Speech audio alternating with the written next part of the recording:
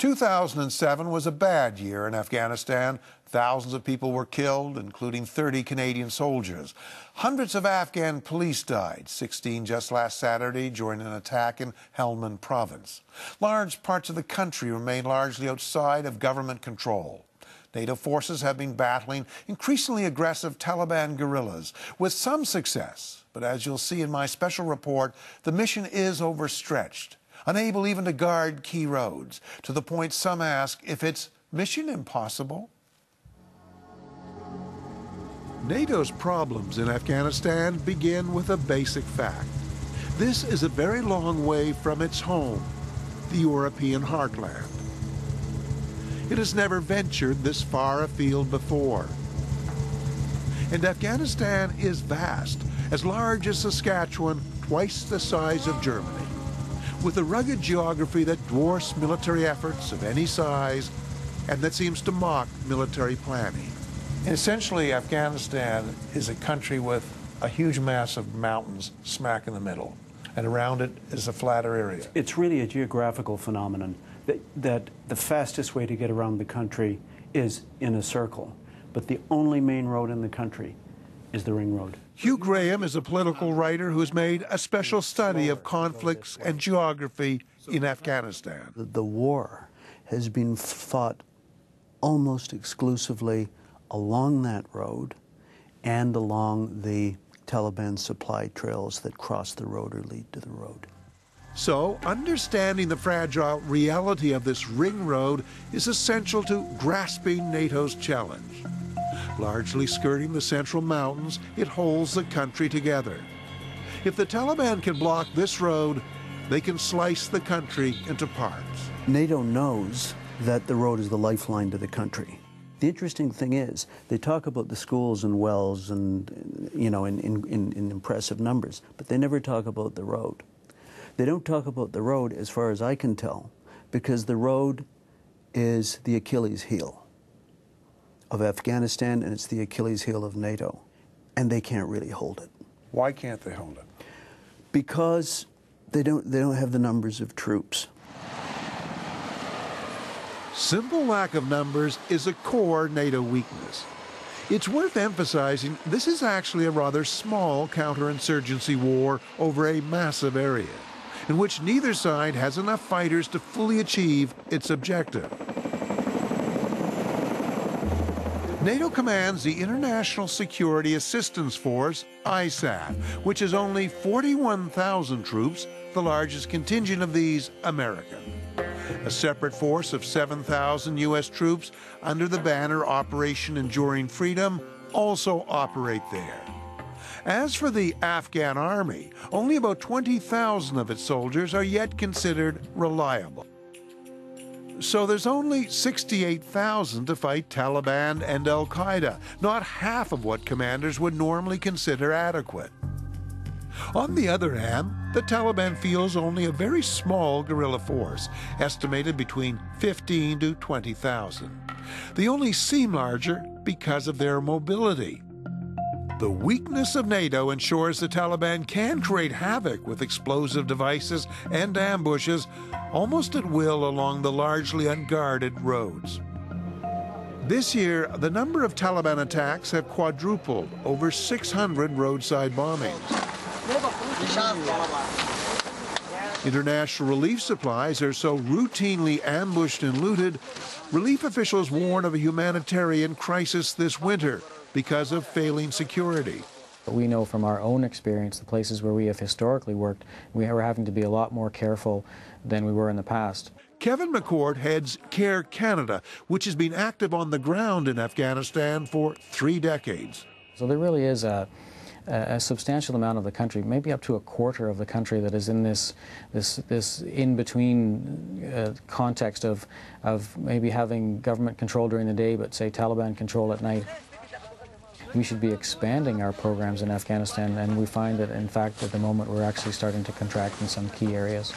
Bearing 1400, distance 3.5. British members of the alliance have been the most vocal in warning that NATO is desperately understrength. Even when troops win ground, they lack the means to hold on to gains. If there's a single fundamental weakness about what's going on in Afghanistan, it is the failure to follow up the military successes that there have been this year.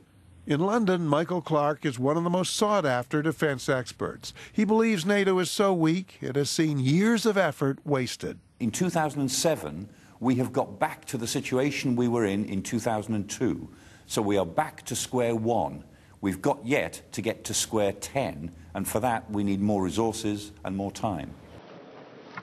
At the top, NATO politicians downplay military complaints to avoid stoking pessimism. But some top officers have openly complained of inadequate forces.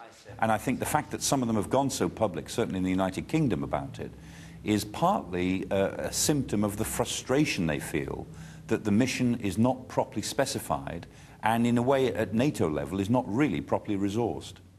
The problem is NATO badly miscalculated from the start, believing the Taliban were thoroughly beaten for good back in 2002. So many European nations sent in weak units utterly unprepared in training or mentality for a combat role. When the Taliban re-emerged in southern Afghanistan 2 years ago, few wanted anything to do with confronting them and have stayed well away from the south, refusing help to Canadians, Dutch, British and Americans who bear the brunt of the fighting. So NATO is not only under strength, it's also increasingly divided between those fighting and others who essentially stand aside. Historically, military alliances have been the most difficult forces to command, and counterinsurgency the most frustrating form of warfare. Certainly, both challenges are magnified in Afghanistan by almost satirical complexity. The ISAF command structure is almost certainly the most complicated command structure NATO has ever tried to evolve, and it's the most complicated structure that's ever tried to conduct combat operations like this. During night engagements, some NATO air units simply refuse to fly. German surveillance planes have not passed on real-time intelligence to allies in the south because that might put them in an active combat role. Each nationality mainly sticks to its own sector, often refusing help to others because of so-called caveats which limit any risk. Some seem unwilling to fight under any conditions. Remember, there are, 37 nations serving in ISAF, the NATO nations plus about 10 non-NATO nations. There are a total of over 72 national caveats being operated, where nations will not allow their forces to do this or not do that, or only be used in strict self-defense, whatever it might be. Most infuriating for hard-pressed Canadian troops is the fact repeated requests for helicopters from European allies have been rejected on grounds the whole of Europe has none to spare. There are countries in the north and west of the country that do have helicopters but are not willing to commit those helicopters because they come with pilots, right? So the pilots would be under a threat of risking lives, and so those countries have not committed those helicopters. The Canadian aircraft. Eleanor Sloan, professor of international affairs in Ottawa, notes NATO has even been reduced to trying to hire private helicopters flown by civilian contractors. Quite remarkable, actually, as a final step that countries did not step up at the Defense Ministerial in October and say, yes, we'll commit our helicopters, and that NATO had to take this extraordinary step and say, okay, if we can't get any military forces down there, we'll have to go to civilian contractors. So, yes, indeed, a very strange situation. The sense of malaise, of drift in the Afghanistan mission is now causing alarm in the Bush administration. A recent report of the White House by the powerful U.S. National Security Council warned that despite some success, NATO progress is lagging. Intelligence notes the Taliban's ability to quickly recover from setbacks, while NATO has fallen behind goals for training Afghan military and police. Above all, the administration notes NATO, with 2 million members under arms, has failed to come up with even modest reinforcement. The Secretary for Defense of the United States Inside NATO, pressure to come up with more troops has largely deflected. It's admitted NATO is 10% short of requirements, but there's no interest in a surge of troops similar to the U.S. effort in Iraq. Our job is to provide the NATO forces our military advisors say we do need. Am I happy? Not completely, but we have seen a substantial increase in the forces on the ground of NATO over the past 4 or 5 months. So I see no reason for a surge. Let us deliver, let the Allies deliver what they promised. Any promise that you can fit on a fortune cookie is going to do someone else harm. The promises of NATO members are greeted with skepticism by defense analysts, such as Anthony Cordesman, a former NATO strategic planner. He finds European members still underestimate the sacrifices required to save Afghanistan. One of the problems here is the history of most operations like this is one of reacting rather than preventing, of having too few resources to begin and allowing the situation to deteriorate. The international community never seems to get it right the first time. If it gets it right at all, it's on the second or third attempt. NATO is caught in its own standoff. Nations like Germany, France, Spain, who keep clear of major fighting, are lined up against those bearing the brunt of war. With no NATO reinforcements in sight, no volunteers to change places, Canadian, British, and Dutch troops appear trapped in the south. The Dutch recently bowed to pressure to stay in the south. Every indication by Canada that it might stay beyond next year merely lessens the pressure on the stand-asides to do more. Every time Canada talks about extending the commitment, they're sounding just like the British, who are saying now quite openly, we're going to be there for a long time. We've taken this task on.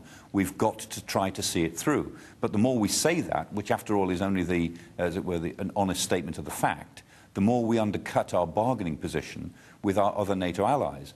But the bottom line in all of this is that it is astonishing and scandalous that we have to negotiate in this way with our fellow allies in NATO, with whom we stood shoulder to shoulder during the Cold War. And it shows what a different organization NATO is, that these things now have to be negotiated as if they're part of some great international treaty, not an alliance of, in a family of nations. Let's get in your troops, ready to fire onto the next building. So spread them out. What worries NATO is that its member nations are trapped in Afghanistan until a new Afghan army can stand on its own.